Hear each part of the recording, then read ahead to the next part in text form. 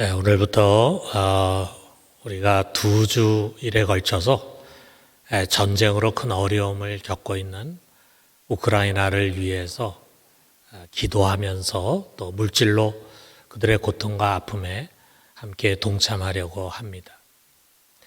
지금까지 우리 인간 세계는요, 수많은 전쟁이 있어 왔습니다.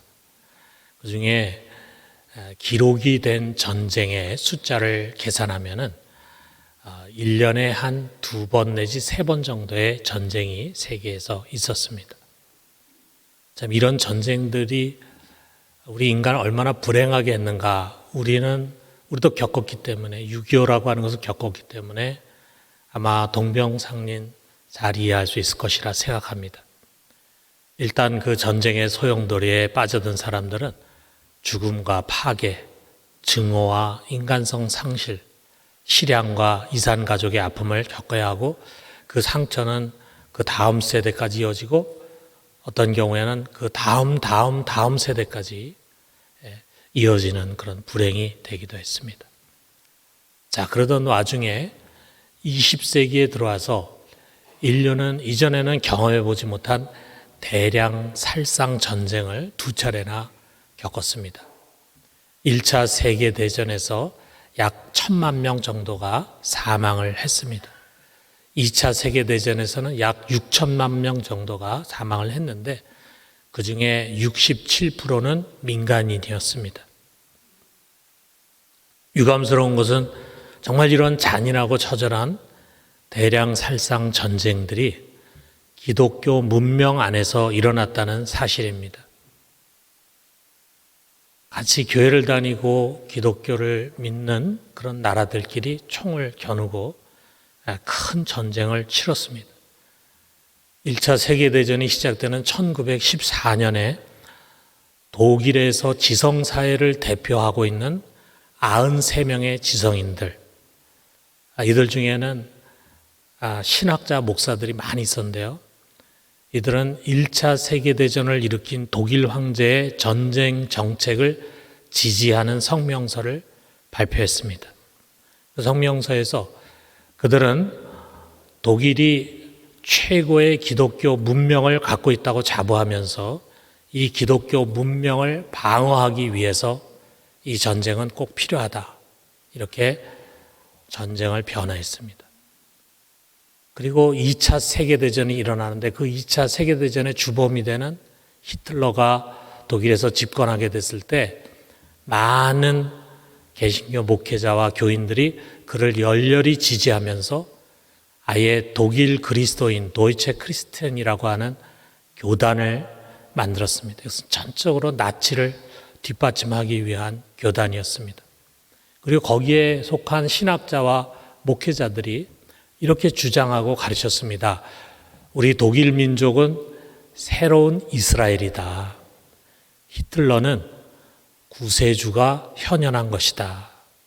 메시아가 현현한 것이다. 지금 생각하면 정말 어떻게 이런 코미디 같은 말을 할 수 있나 했지만 그 당시에 그들은 그것을 진심으로 믿고 주장했습니다. 최근에는 러시아가 엄연한 독립국가인 우크라이나를 마음대로 침공을 해가지고 유린하면서 나라를 쑥대밭으로 만들었습니다. 이것으로 인해서 지금 온 나라가 온 세계가 뒤흔들리고 있습니다. 이것은 정말 해서는 안 되는, 전쟁을 일으킨 명분도 빈약하고 정말 해서는 안 되는 아주 불의한 전쟁입니다. 그런데 이 러시아의 정교회 총대주교인, 가톨릭으로 친다면 이제 교황과 같은 사람이죠. 총대주교인 키릴이라고 하는 사람은 이 전쟁은 소위 자유주의에 물든 서유럽이라는 악에 대한 영적인 싸움이다 라고 하면서 푸틴의 전쟁 정책을 적극적으로 지지했습니다. 그러면서 그는 이 푸틴을 하나님의 기적이다 이렇게 불렀습니다. 그가 러시아의 대통령이 된 것은 하나님의 뜻이고 하나님이 러시아에 주신 축복이다. 정말 놀랍지 않습니까? 여러분, 이게 옳은 신앙입니까? 어떤 신앙의 문제가 이런 왜곡된 생각과 판단을 만들었을까요? 이것은 우리가 한번 따져봐야 하는 문제입니다. 왜냐하면 우리와 무관한 일이 아니기 때문이에요. 1차, 2차 세계대전을 열렬히 지지한 독일의 교인들, 그리고 러시아의 푸틴을 하나님의 기적이라고 추켜 세우는 러시아 교회 총대주교와 교인들, 이들은 먼 달나라 사람들이 아닙니다. 만약에 우리가 그들과 비슷한 상황에 처한다면 우리도 그들처럼 할 수 있는 그런 신앙적인 문제가 우리들 안에 숨겨져 있을지 모릅니다. 그렇다면 그들 신앙의 문제가 무엇인가? 그 답을 우리는 오늘 우리가 읽은 이 성경 요나서에서 찾을 수 있습니다.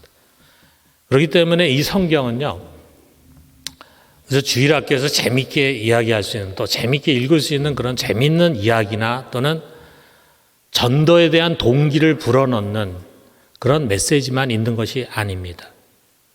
그 못지않게 아주 깊은 하나님의 뜻이 담겨져 있습니다. 모두 4개의 장으로 구성된 이 성경의 마지막 장은 요나가 화가 났다는 말로 시작이 됩니다. 요나가 화가 났는데 보통 화가 난 것이 아니라 너무 화가 나가지고 죽고 싶을 정도로 화가 나 있습니다. 그래서 죽여주십시오 라고 하는 말을 계속 반복해서 하는데 너무너무 화가 나 있는 모습이에요. 자, 1절을 보니까 요나가 매우 싫어하고 성내며 그랬어요. 그가 왜 화가 났는가? 지금 돌아가고 있는 이 상황이 매우 못마땅해요. 그 상황이 뭐냐? 그것이 바로 앞절에 설명이 됩니다. 3장 맨 마지막 절에 보니까 하나님이 그들이 행한 것, 곧 그 악한 길에서 돌이켜 떠난 것을 보시고 하나님이 뜻을 돌이키사 그들에게 내리리라고 말씀하신 재앙을 내리지 아니하시니라. 하나님이 처음에 가셨던 뜻을 돌이키셨어요. 처음에는 분명히 이 니느웨를 재앙으로 심판하겠다, 그렇게 말씀하셨어요. 그런데 요나가 전하는 심판의 경고를 듣고는 이 니느웨에 큰 회개 운동이 일어났어요. 그래가지고 왕부터 시작해서 모든 백성에 이르기까지 진심으로 참회를 합니다. 자, 그 모습을 보면서 하나님이 뜻을 돌이켜가지고 재앙 내리는 것을 철회하신 것입니다. 요나는 이 하나님의 행위가 심히 못마땅한 거예요. 너무너무 싫은 거예요, 이게. 그래서 그가 항의조로 이렇게 기도합니다.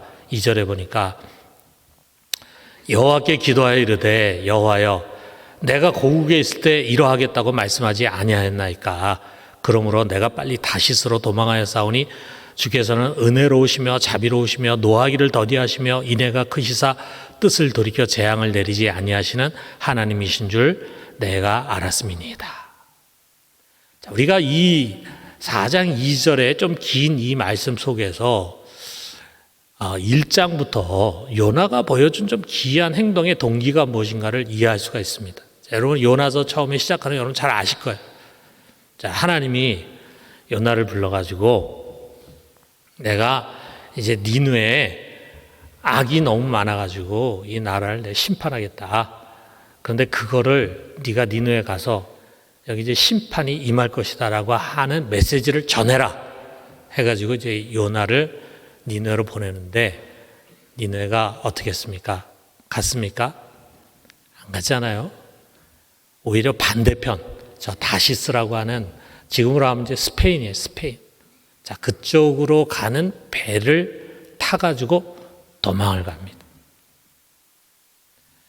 자, 그런데 여기 이 2절의 내용을 보면요, 도망가기 전에 요나가 이제 이 하나님으로부터 니느웨에 가서 이런 심판에 대한 경고를 전해라 라는 이야기를 들었을 때 하나님께 이렇게 말을 했던 것 같아요. 요나는 뭐 선지자 중에서는 굉장히 적극적이고 막 하나님께 대들기도 하고 싶은 말 막 하고 하여튼 그런 성격의 선지자였던 것 같습니다. 자, 그가 이런 식으로 이야기를 했어요. 이제 우리가 2절에 있는 말씀을 조금 알기 쉽게 이렇게 표현하면 이런 겁니다. 하나님, 제가 하나님을 압니다. 하나님은요, 너무 은혜롭고 자비롭고 노하기를 더디하시고 인애가 크셔서 결국에 가서는 재앙을 내리지 못하고 뜻을 거두실 겁니다. 그렇지 않나요? 이런 식으로 이제 하나님께 이야기를 했어요. 그렇게 생각했기 때문에 그는 니느웨를 안 가고 도망을 간 것입니다.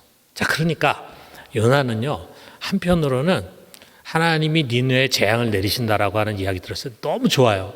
그래서 제발 그대로 재앙을 내리셨으면 좋겠다 하고 강력히 그것을 바래. 그러면서 다른 한편으로는 혹시라도 하나님께서 그 뜻을 돌이키지 않을까라고 하는 것을 걱정해. 그것을 노심초사하고 있는 것이에요.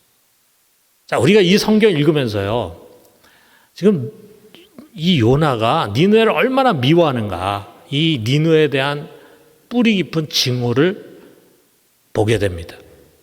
왜 이처럼 니느웨를 미워했는가?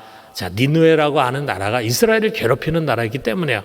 북방에 있는 나라인데 이 니느웨가 북방에 있는 아수르라고 하는 나라에 있는 큰 도시입니다. 자, 그런데 이스라엘을 괴롭히고 이스라엘을 위협하는 그런 나라다 보니까 아마 이스라엘 사람 대부분이 이 아수르를 싫어했을 것입니다. 그러니까 이 요나는 대부분의 이스라엘 사람들처럼 반아수르주의자고 그 다음에 자기의 조국을 수호하는 그런 아주 열렬한 민족주의자였어요.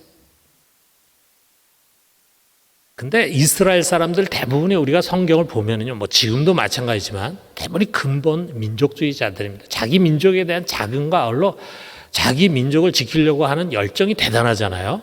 자, 왜 그렇습니까? 하나님이 아브라함과 그의 자손인 이스라엘을 선택하고 구별했어요.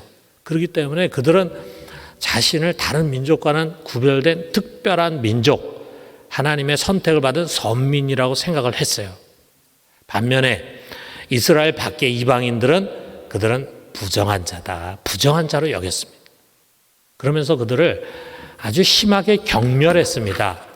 심지어는 어떻게까지도 가르쳤냐면 우리가 문헌에 보면 이런 내용도 나와요. 하나님께서는 이방인을 지옥불의 연료로 삼기 위해서 창조하셨다. 하나님 왜 이방인을 만드셨는가? 지옥불의 연료로 만들기 위해서, 사용하기 위해서 창조하셨다. 자, 이런 이야기를 어려서부터 듣고 만약에 살았다고 한다면요, 그들이 이방인에 대해서 어떤 생각하겠어요? 이방인의 생명은 전혀 귀한 것이 아니에요. 오히려 하나님의 백성 이스라엘을 위해서 얼마든지 희생할 수 있다. 아마 이렇게 생각을 하고 자라고 또 살았을 것입니다.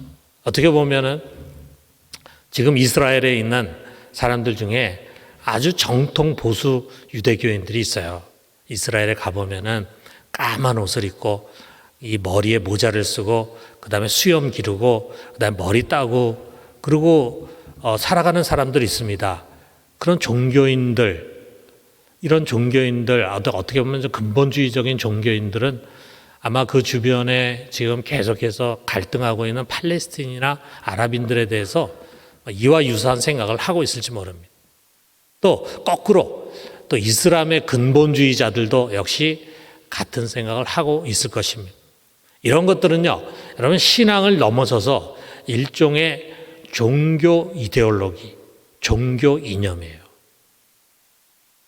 여러분 이런 종교 이념에서 나오는 증오라고 하는 것은 정말 무섭습니다.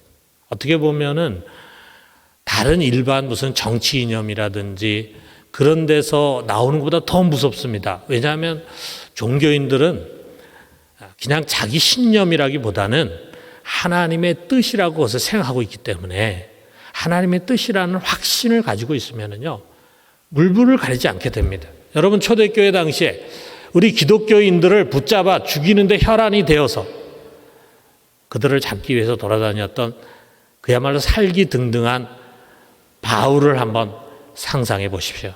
바울, 그 당시에는 사울이라고 불렀죠. 그는 이것이 하나님을 위한 일이다 라고 하는 확신을 가지고 있었어요. 나중에 그 회심하고 난 다음에 그것이 얼마나 잘못된 것인가를 깨달았지만, 그것을 깨닫기 전에 그가 유대교의 열심일 때는 그렇게 해서 이 이단같이 생각되는 기독교인들을 잡아서 고문하고 죽이는 것을 전혀 꺼리게 하지 않았어요. 무서운 거죠. 여기에 경건한 선지자 요나에게, 그 요나에게는 이 성의 사람들이 얼마나 죽느냐라고 하는 것이 전혀 문제가 되질 않아요. 나중에 하나님 말씀하시잖아요. 약 12만 명이나 되는 사람이 살고 있는데 요나는 이 다 망해 죽기를 지금 간절히 바라고 있는 거예요. 그에게 중요한 것은 하나님의 선민 이스라엘을 위해서 이 니느웨가 망해주는 거예요. 몇 명이 죽건 사라지건 불행해지건 그거 생각하지 않습니다. 하나님의 선민 이스라엘 위해서라면 그런 정도는 아무 문제가 되질 않아요. 그래서 그는 그렇게 되기를 잔뜩 기대했어요. 그런데 마지막에 가서 그만 하나님께서 뜻을 돌이키셨습니다. 정말 하나님의 이 지나친 자비와 긍휼, 거기에 대해서 그는 아주 분노를 하고 있습니다. 그래서 이 요나는 말이죠, 성읍 밖으로 나와가지고 동쪽으로 가서 아마 거기 좀 언덕에 올라갔을 거예요. 언덕에 성이 잘 보이는 곳에 가가지고 거기다 텐트를 치고 그 다음에 이 성이 앞으로 어떻게 될까를 이제 관찰하면서 거기에 앉아 있어요. 마치 하나님 앞에서 일종의 시위를 벌이고 있는 것 같아요. 하나님, 이 성에 재앙을 내리고 심판한다고 하지 않았습니까? 저는 여기서 그 일이 이루어질 때까지 지켜보겠습니다 라고 하는 그런 자세. 하나님 보시기에 이 선지자 요나가 잘못됐어요. 틀렸어요. 그런데 요나는 그것을 모르고 있습니다. 그래서 하나님은 박농쿨을 가지고 이제 이것을 가르쳐주고 깨우쳐 주려고 하는 겁니다.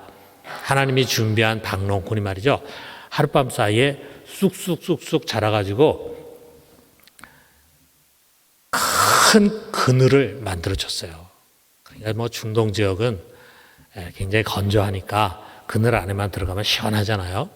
그러니까 하나님이 준비한 이 박농쿨 그늘로 인해서 요나는 너무 시원하니까 아주 기분이 좋고 기뻐했습니다. 자, 그런데 하나님이 그 다음날 벌레를 또 한 마리 준비했어요. 자, 이 벌레가 박농쿨을 갈아먹었습니다. 자, 그러니까 그만 모든 잎들이 금방 시들해졌어요. 자, 해가 중천에 떠가지고 요나의 머리 위에 쪼이고 마침 뜨거운 동풍이 불어대니까 요나가 그만 정신이 혼미해졌어요. 막 지쳐버렸어요. 그러면서 또다시 하나님 나를 좀 죽여주십시오 하고 떼를 씁니다. 자, 그러자 하나님 말이죠, 이 철없는 선지자에게 이 성경의 결론이 되는 말씀을 마지막 10절과 11절에서 주십니다.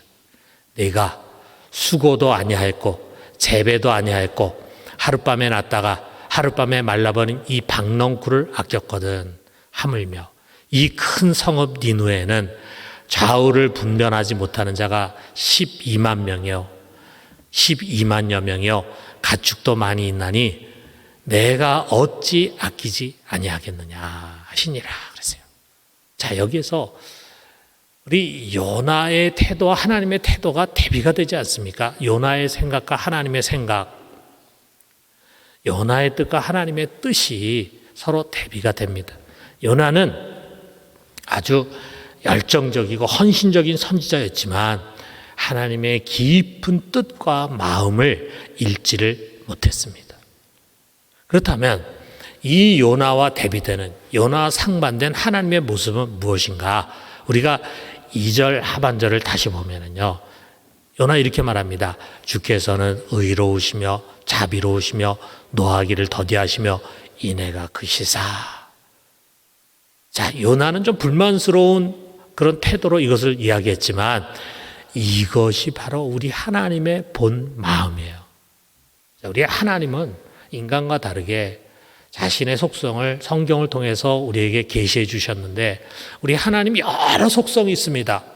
뭐 우리가 어려운 말로 공유적인 속성, 비공유적 속성이 있는데, 우리 인간이 공유할 수 없는 영원성이라 전능성이라든지 뭐 그런 것도 있고, 우리 인간이 같이 공유할 수 있는 인격이라든지 또 사랑의 마음이라든지 뭐 이런 게 있다고 하는데, 그런 모든 속성 중에 가장 중요한 속성이 바로 이것입니다.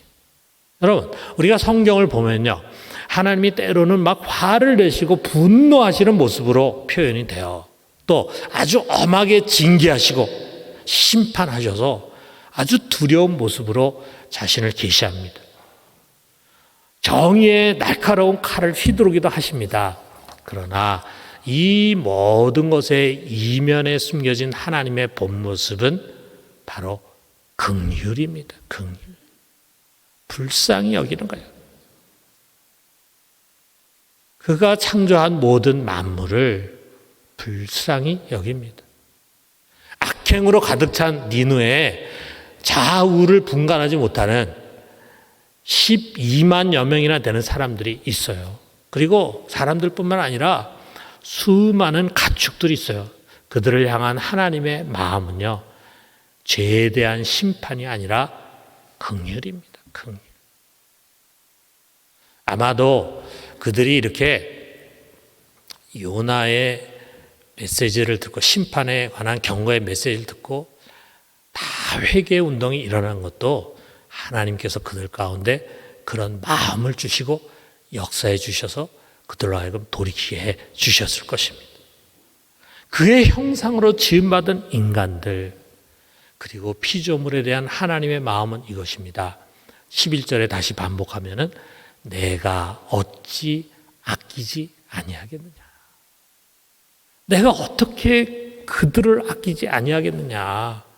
그 사람 하나하나를, 그 가축 하나하나를 아끼지 아니하겠느냐. 여러분, 이 하나하나를 하나님 아끼십니다. 그 생명을 귀하게 여기십니다. 그런데 이 말씀을 하나님 이스라엘에게 준 것이 아니에요. 우리가 이스라엘에게 줬다면 그렇게 생각하겠지. 하나님이 이스라엘 민족은 특별히 택한 민족이니까, 기독교인들은, 크리스찬들은 하나님이 특별히 택하셔서 그래서 그의 자녀로 삼은 자들이니까 당연히 그들의 생명과 또 그들의 몸을 귀하게 여기시겠지. 이렇게 우리가 생각할 수 있잖아요. 그런데 이스라엘에게 주신 말씀 아니에요. 우리 크리스찬들에게 주신 말씀이 아니에요. 그들이 경멸히 여기는 이방인을 향한 말씀이에요. 이방인, 그것도 구약시대에. 여러분, 이 하나님의 본 마음은 변함이 없습니다. 그러므로 지금도 이 교회 울타리를 넘어서 세상 모든 사람들을 향한 하나님의 근본 마음은 한없는 자비와 넘치는 긍휼이에요. 하나님이 그들에 대해서 분노하시죠. 원수 같은 생각을 가지시죠. 왜냐하면 죄를 짓고 하나님 멀리하니까. 그러나 그 더 아래, 더 밑에, 더 근본적인 하나님의 마음은요, 그들을 불쌍히 여기는 겁니다. 그래서 한없이 그들을 기다리시는 것입니다. 예수 그리스도는요, 이 땅에 오셔서 바로 이 하나님의 본심을 드러내고 가르치셨어요. 예수님 무슨 말씀을 하신 다음에, 구약에 있는 말씀하신 다음에 본래는 그렇지 아니하다라고 하는 표현을 많이 하셨어요. 겉으로 드러난 하나님의 계명, 일시적으로 주어진 종교의식의 이면에 하나님의 변치 않는 본 마음을 읽으라고 하는 것입니다. 자, 예를 든다면요, 예수님께 제자들과 함께 가는데 제자들이 밭에서 이삭을 이렇게 잘라서 먹습니다. 자, 그거는 날이 안식일이었기 때문에 이 바리새인들이 안식일에 해서는 안 되는 일을 당시 제자들이 하고 있다 하면서 제자들을 정죄를 하는 거예요. 그랬을 때 예수님 마태복음 12장 7절에 이렇게 말씀하십니다. 나는 자비를 원하고 제사를 원하지 아니하노라 하신 뜻을 너희가 알았더라면 무죄한 자를 정죄하지 아니하였으리라. 나는 제사를 원하는 게 아니야. 아니, 하나님이 제사를 드리라고 우리 모세오경에 그 제사에 대해서 그렇게 자세하게 이야기하고, 제사 조금 잘못 드리면은 그 성소 안에서 즉석에서 즉사하는 그런 일도 있고, 그것이 우리에게 소개되고 있는데, 하나님 제사를 원하지 않는다. 하나님 원하는 것은 자비다. 자, 이것을 주님 말씀하셨어요. 호세아서를 인용했다 이거죠. 이게 하나님의 본심이라는 거죠. 너희는 계명을 앞세우지만 그 계명을 주신 하나님의 자비를 잃어버렸어. 그건 올바른 신앙이 아니야. 아무리 겉으로 경건해 보이고 계명을 잘 지키고 하나님 앞에 제사를 잘 드린다, 예배를 잘 드린다 해도 그건 올바른 신앙이 아니야. 하나님의 자비, 사랑, 긍휼, 이것이 가장 중요한 것이다. 여러분, 우리 역시 신앙의 확신을 가지고 열정을 가지고 하나님 뜻대로 살겠다라고 하면서 계명을 잘 지키는 그런 그리스도인이라 할지라도 이 하나님의 본 마음을 담지 못하면은요, 여기 요나와 같은 그런 신앙인이 될 수가 있습니다. 자기는 경건하고 의롭다고 여기면서 남을 쉽게 정죄하는 차가운 바리새인, 12만 명이나 되는 그 많은 사람들 빨리 죽이세요. 좀 재앙을 내려가지고 불을 내려가지고 그들을 다 소멸하세요라고 우겨대는 잔인한 요나와 같은 신앙인이 될 수 있습니다. 자, 그런데 우리가 말이죠, 이들을 들여다보면은 이들은 겉으로는 아주 경건하고 또 하나님의 뜻이 아닙니까 하면서 하나님의 뜻을 앞세우는 것 같지만요, 속으로는 실상 아주 지극히 자기 중심적인 사람들이에요. 예수님께서 안식일에 병자를 고칩니다. 그랬을 때 안식일에는 병자 고치는 게 아니다라고 하면서 예수님을 이제 정죄를 합니다. 자, 그런데 예수님께서 그런 사람들을 향해서 이야기합니다. 실제로 있었던 이야기겠죠. 정작 안식일에 너희들의 양이 만약에 물에 빠지면은, 우물에 빠지면 너희 어떡할 거냐? 너희 들어가서 구해주지 않느냐? 내 양이니까, 내 자식이니까 안식일에 만약에 병에 걸리거나 위험에 처하거나 그러면은 구해준다. 그런데 다른 사람에 대해서 할 때는 계명을 앞세워가지고 정죄를 합니다. 자, 12만 명이나 되는 어마어마한 사람들의 목숨은 파리 목숨처럼 여겨요. 그런데 그 하찮은 박덩쿨 있잖아요. 박넝쿨. 그 박넝쿨은 너무 귀해. 왜? 나를 시원하게 해주니까. 나를 시원하게 해준다는 이유로 그것을 너무 애지중지 소중히 여겨. 그런 요나 같은 사람이 될 수 있어요. 여러분, 얼마나 자기 중심적입니까? 얼마나 이중적인 신앙입니까? 그리고 얼마나 무서운 신앙입니까? 20세기 네덜란드 신학자인 코르넬리우스 미스코테라고 하는 사람이 이런 말을 했어요. 교인들이 잘못되면 세상의 평범한 사람들보다 더 악하고 더 분열을 좋아하고 더 신뢰할 수 없으며 더 고상하지 못하고 더 비인간적이다. 무서운 이야기잖아요. 아, 이게 말이 되는 이야기인가 할지 모르지만 요나를 생각해 보세요.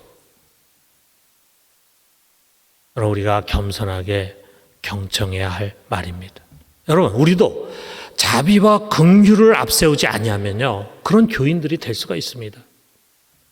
어떤 계명과 종교의식보다 자비가 먼저입니다. 정의의 칼보다도 긍휼이 먼저입니다. 이게 하나님의 마음이고 그를 믿는 우리가 품어야 할 마음입니다.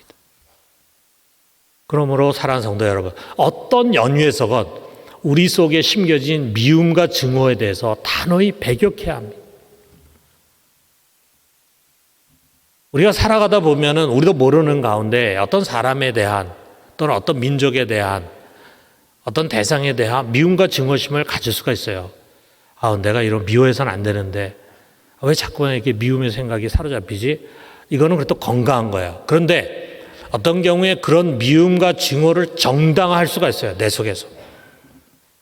요나가 여기 지금 니누의 사람들에 대한 미움과 증오를 자기 속에 정당화하고 있어요. 거기에 대해 전혀 가책을 느끼지 않고 있어요. 신앙인임에도 불구하고 오히려 그 신앙이라는 이유 때문에. 여러분, 그것이 민족이건 이념이건 윤리나 도덕적인 문제건 심지어는 하나님을 위하여라는 생각이 들게 하는 것이건 간에 미움과 증오는 합리화될 수가 없습니다. 그것은 하나님 주시는 마음이 아니에요. 그것은 세상적이고 정욕적입니다.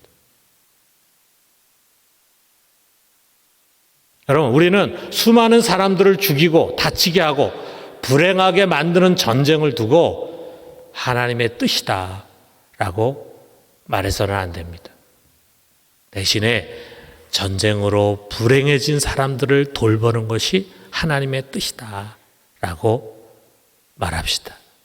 가족을 잃고 신체의 일부를 잃고 삶의 터전을 잃어버린 사람들을 우리 하나님은 불쌍히 여기고 계실 것입니다. 우리가 요나서를 볼 때 그 하나님의 마음을 우리는 읽을 수 있어요. 지금 이 땅에 고통당하고 있는 수많은 사람들, 그가 믿는 사람이건 안 믿는 사람이건 간에 그 하나하나의 영혼을 하나님 가슴 아파하실 것이다. 이 긍휼의 마음을 우리도 품어요. 여러분, 우리는 세계를 구할 수 없습니다. 국가 권력을 좌우할 수 없습니다. 이 전쟁을 멈추게 하는데 우리가 할 수 있는 역할은 지극히 미미합니다. 그러나 우리 곁에 강도를 만난 사람을 치료해 줄 수는 있습니다. 우리가 갖고 있는 기름을 꺼내서 그것을 발라주고 붕대를 감아서 응급치료해 줄 수 있어요. 여러분, 이 정도도 굉장히 큰일 하는 겁니다. 왜? 아예 보고도 지나쳐버리는 제사장이나 레위 사람들도 있잖아요. 아예 보고도 저건 내 일 아니야. 괜히 저런 일 했다가 내가 귀찮아져 하면서 지나치는 사람들도 얼마든지 있습니다. 그런데 자기가 갖고 있는 거 가지고 상처를 기름칠해주고 그리고 붕대로 감아주는 거, 이거 큰 사랑이에요. 그런데 여기서 조금 더 나아가서 뭐 거기서 끝내가지고 그래도 나 갈 길 가야지 갈 수도 있어요. 그런데 그를 자기 말에 나귀에 싣고 주막으로 와서 그를 잘 씻겨주고 잘 치료해 줄 수도 있습니다. 더 나아가서는 자기가 해야 할 일이 있으니까 여관 주인에게 돈을 주면서 그를 맡길 수도 있습니다. 또 내가 이만큼 해서 돈도 주고 했으니까 됐지 이렇게 할 수도 있겠죠. 그런데 자기 일을 마치고 다시 찾아와서 그를 계속해서 돌봐서 건강을 완전히 회복할 때까지 도울 수도 있습니다. 여러분, 우리가 할 수 있는 것만큼 하면 잘하는 것입니다. 할 수 있는 것보다 조금 더 하면은 더욱 잘하는 것입니다. 아니, 우리의 능력을 넘어서서 더 많이 하면 주님은 더욱 기뻐하실 것입니다. 사랑하는 성도 여러분, 어디를 가나 미움과 증오가 가득 찬 세대입니다. 우리는 그런 세대를 지금 살아가고 있습니다. 그리고 유감스럽게도 그 미움과 증오의 근원이 신앙인 곳도 많이 있습니다. 역사 속에서 그런 일들이 많이 있었습니다. 그러한 미움과 증오가 다툼이 되고 그것이 커져서 싸움이 되고 더 나아가서는 전쟁이 되는 그런 시대에 우리는 긍휼의 사람, 자비가 가득한 올바른 신앙인으로 살아갈 수 있게 되기를 주님의 이름으로 축원합니다.